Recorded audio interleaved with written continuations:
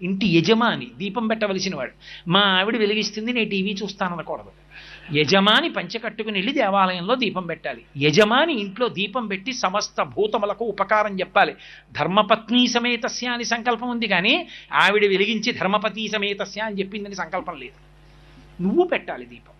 కాబట్టి పురుషుడు యజమాని ఇంటికి. కాబట్టి యజమాని ఆ రోజున ఇది చెయ్యకపోతే అతనికి పరమేశ్వరుడు ఇచ్చినటువంటి అద్భుతమైన అవకాశాన్ని జారవిడుచుకున్నవాడు అవుతాడు.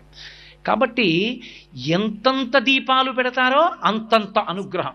ఇంట కార్తీక దీపం పెడితే కార్తీక పౌర్ణమి తిథి ప్రధానం, దేవాలయంలో పెడితే కృత్తికా నక్షత్రం ప్రధానం. అందుకే ఇప్పటికీ అరుణాచలంలో కృత్తికా నక్షత్రం నాడు జ్యోతి వెలిగిస్తారు. అరుణాచలంలో వెలిగేటటువంటి ఆ కృత్తికా దీపోత్సవము అని ఆ దీపం చూడ్డానికి కొన్ని లక్షల మంది వెళ్ళిపోతారు. ఆ రోజు